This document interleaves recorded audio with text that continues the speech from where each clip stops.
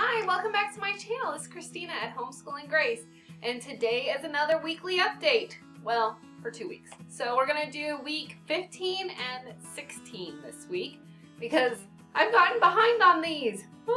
So first of all, I made a video, was it last week, 2 weeks ago? And I broke my camera. So thank goodness for tax return because I was able to buy a new camera so that I can keep filming. It was not quite in the plan, but you know, the Lord provides and He provided this. So let's just dive right into the curriculum. So I have curriculum all around me. Like for 2 weeks, it's a lot of stuff.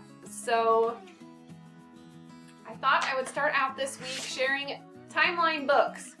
So it's kind of funny because I have a first grader and a fourth grader making the timeline books.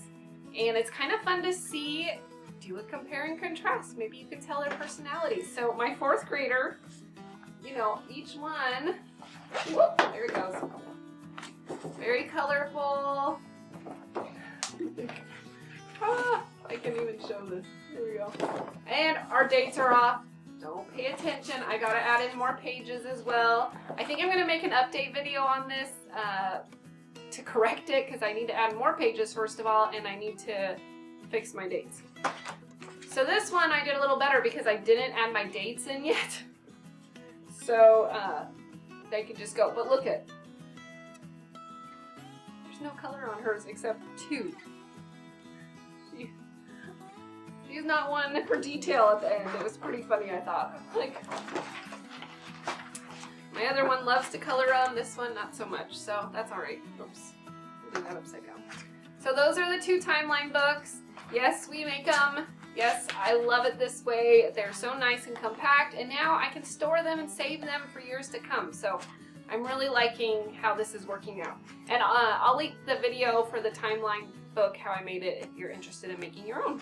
Okay, oh, one last note. I'm going to add timestamps in this video of each grade. In case like you want to just see the 4th grade stuff, there'll be a timestamp for that.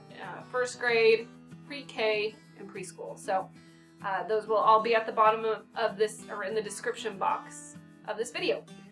Okay, getting started with my 4th grader. Creation to Greek. So week 15 to 16, that puts us at, let's see, almost. Week 17 will be halfway. I thought we were halfway when I shared this, but I'm not quite. Okay, so let me grab all my stuff. So we're gonna start with Bible.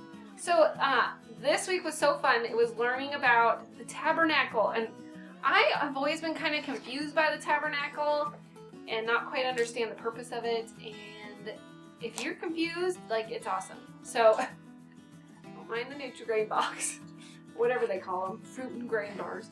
We use this for our tabernacle. So we've got our cloth here, just cut like an old pair of pants. And then you get all these little pieces that it comes with. It's so hard to see. Let me see if I can show you. So there's the lampstand. We've got, here's the Ark of the Covenant. There we go. Again, you can't see it very well. Maybe you can see that. Okay, stuff for the outside. We didn't end up making the, you can make the whole courtyard, but we ran out of time. So we just made the tabernacle itself. Anyways, here's all these little pieces. Okay, so that was really cool. A good visual aid for me as well for this, and I think it really helped her understand. And she had kind of learned this in church, and so she actually knew more about it than I did, which is kind of sad. Okay, I wanted to show this book I got on Amazon. My Father's World does not recommend this, or it's not in their curriculum, but it is so cool because it really gives great visuals for the tabernacle. And just thinking about all those people, I don't think I realized how many people were part of Israel, especially back then. I mean, millions. There were so many. And then this ties in each portion, like how the gospel ties into each part of the tabernacle. Now look at this. Okay. There's overlays. Okay, Is this just the one? Okay, this is the one. Okay, there's more. I gotta share more. Okay, so like it talks about the sacrifices and the significance of it for the New Testament. Let's see, here we go. Here's the tabernacle tent. Okay, so it gives you the covers, and you would make this with your model tabernacle. Each layer. I just didn't have enough fabric and I didn't have time to go to the store. So this was a good enough visual for us. And then the holy place, and this was fun because I was able to show her each, you know, what the priest did in there and each part of it, each portion and how it ties into the New Testament. So anyways, this is an awesome book, especially if for you as a parent want to dig deeper into the tabernacle, because I didn't know enough and I'm so glad I bought this because it has helped me so much understand this. So I will put the link for it below. It's a little expensive. I think it was $20. Maybe not. But I know we will use it for years to come, and I will use it and refer to it. I've already referred to it because I had a friend ask about the tabernacle because she was confused about something, and I was like, I have a book. So it's really good. Okay, moving on. So that was for week 15. Week 16, she started learning about Psalm 23. That's the Good Shepherd and everything, and I put it up. Now I have to get it. Okay, I put it on a big board. These big post-it things. So now it's always hanging in our schoolroom right now. Okay, so I already have this one. A Shepherd's Look at Psalm 23, and Philip Keller wrote a children's version. It's expensive. It's not, I guess, being printed anymore, so I couldn't find it. It might be at the library, but terrible at returning books to the library.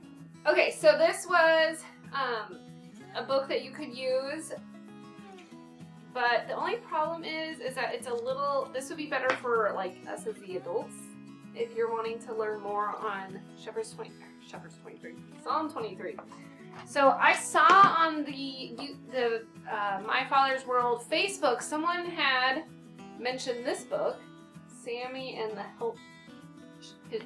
his Shepherd.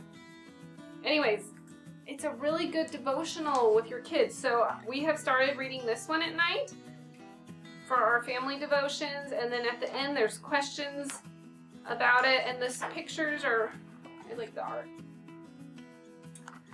So this is another fun one if you're wanting something to dig a little deeper into Psalm 23. And this one's really good for us as the parents. I like this one. I haven't read it all. I like have all these dog ears in it because I'll reference it when I'm going through it myself. And so whenever I'm at a specific spot, I'll be like, oh, I need to read that part again. Okay, one last part of her Bible. We're still using this one for our family devotions also. So during like our school time, specifically with her, we'll read the passage that it recommends from her Bible, and then myself or my husband will read from this for our family Bible time. And I really like the pictures in it. Ugh. It's one of those books like you could just sit and look at for a long time because they have all these little sidebars and side information on the stories. So this is another fun one. Okay, so if you're new here, I do a 3-layer cake with my school while teaching, so I kind of stay on track. So we have our Bible, which is the top of the cake, then we have language arts or English, and then math, and then everything else is the sprinkles or frosting on the cake. So for language arts, she's still working through this one for vocabulary, and I'm really liking this still. We're going through the Greek words, and we just did a big review part of it where I spread them all out on the floor and she had to like pick the words as I give the definition, and so that was a fun way to practice. And then also it's even nice for me because I was thinking one of the words recently was logos, which means word, and it tied it in how the Bible, God says He is the Word of life. So I So now, like, while I'm reading, I'd be like, oh, he is the little gossip, like, which is kind of fun, like, knowing, like, I know the Greek word for that.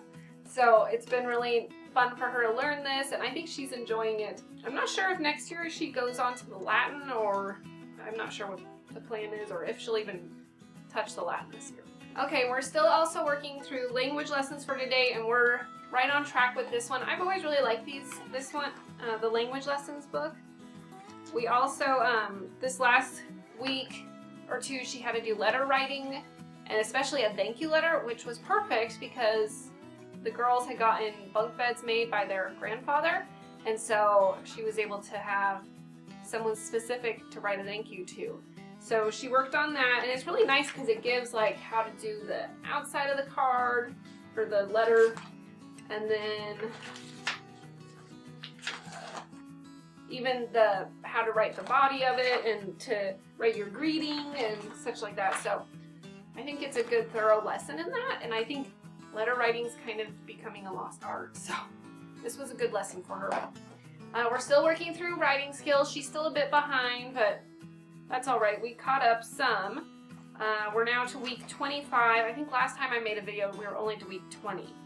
So we're getting through it.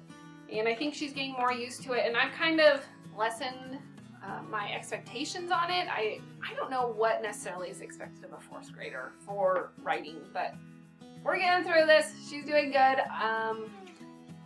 If you have any more questions about this, if you have specific questions about this one, let me know and I can make a separate video about writing skills.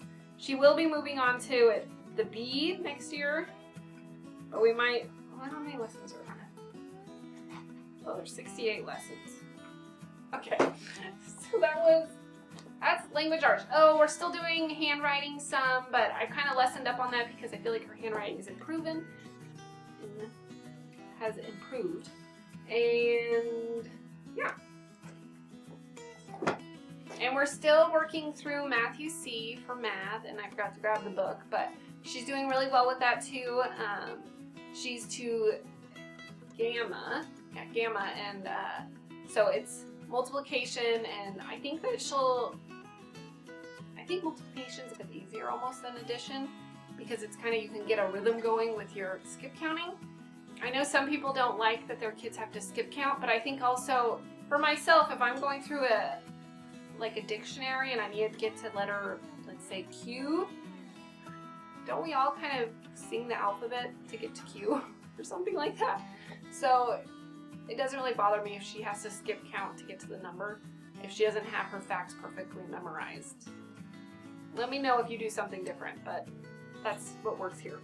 Okay, so for everything else, like our sprinkles, so this will be music, art, science. We are doing for music, she's going through Bach. It's just kind of nice. We just listen to the CD. It gives a few questions in the book. I'm liking these. We like the music, the stories about I feel like we'll have it on, but we don't necessarily pay attention very well unless we're like, or she is, I should say, like coloring or something. Otherwise, if we just have it on, we all kind of tune it out, unfortunately. Okay, the last two portions, art, got in the history of art. I thought about doing a specific review on this and kind of walk through. Whew. I'm really enjoying this art this year. I think this is my favorite art year that we've done with My Father's World. I feel like it's nice, quick lessons, and then she can do it pretty independently. It doesn't take much from me. So she's doing stuff like this, which I don't even think this is necessarily correct. It's not. That's okay. She's having fun.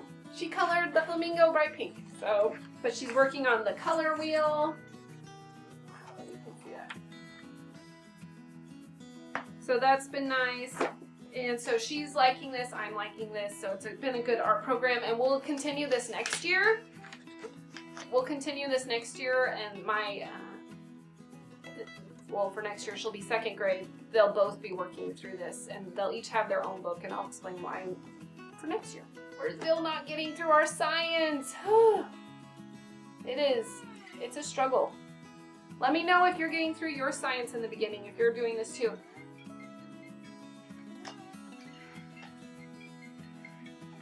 Let me me know if you're getting through your science in the beginning. We just are not doing it. And I've thought about asking my husband to take over science like on the weekends. It is scheduled like 3 days a week, and each day has a experiment. I feel like it's a lot for us, and I've thought about just skipping the experiment and just reading it, but I feel like by the end, after we get through all her history portion, especially if it's heavy in the book work, she's not interested in sitting and listening to this, unfortunately. So I've got to decide what we're going to do. I just keep hoping we'll do it one of these days, and we just haven't yet. Or we'll do it like once and then not again. So, oh well.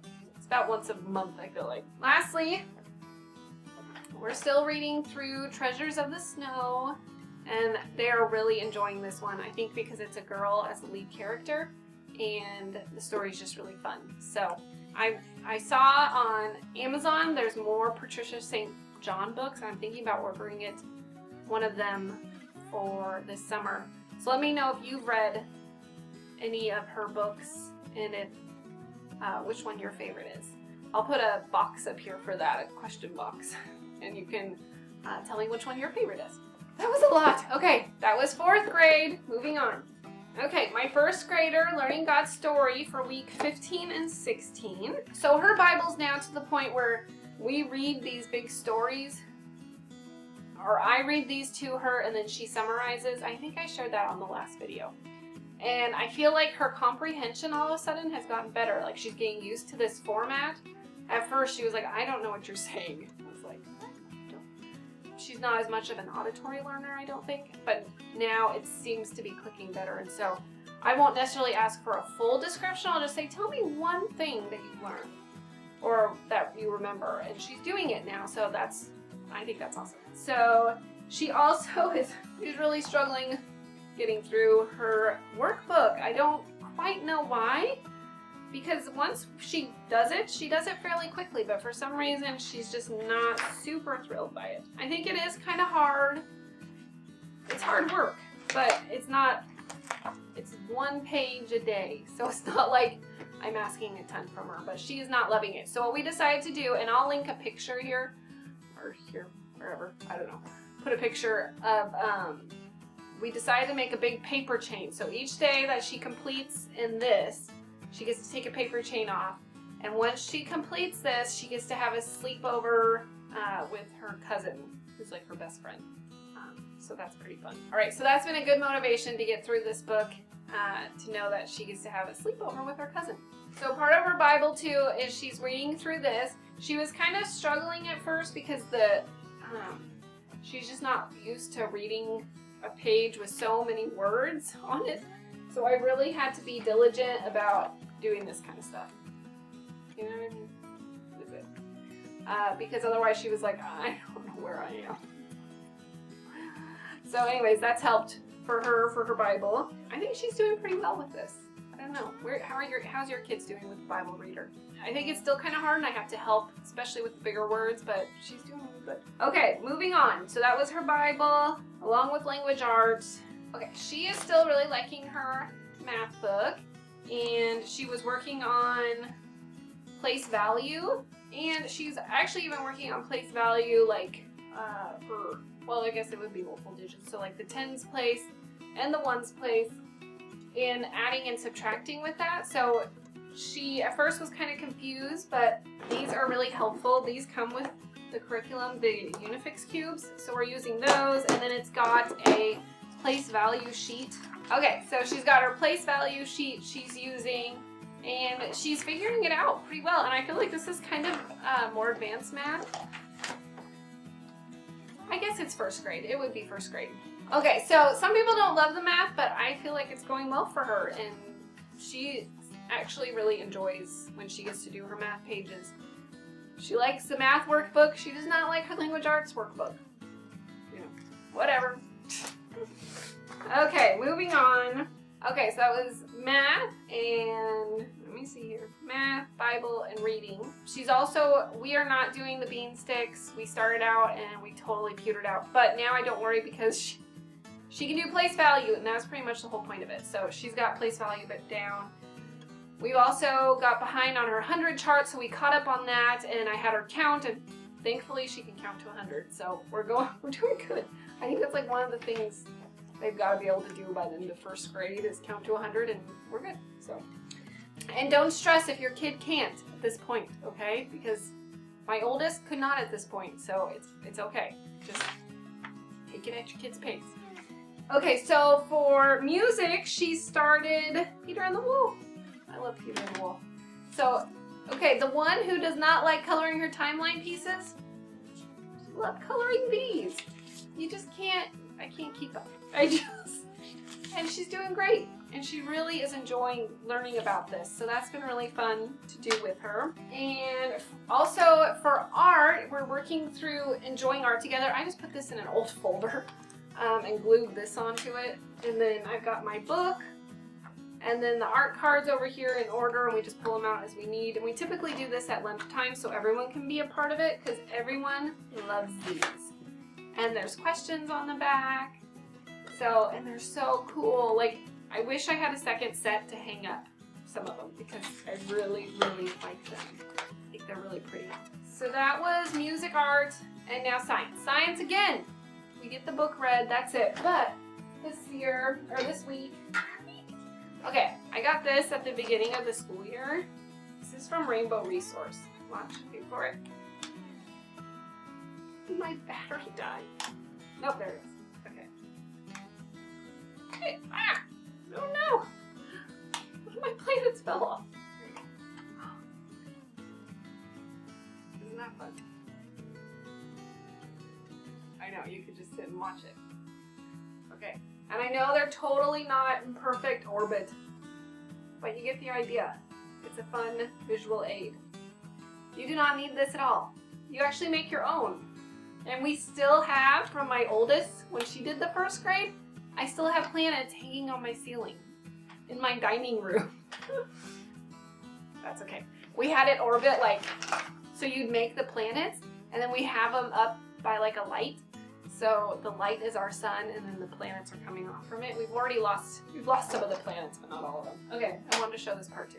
Okay, so you put black on, and then look at, and if it was dark in here, you'd see all the constellations. Isn't that fun?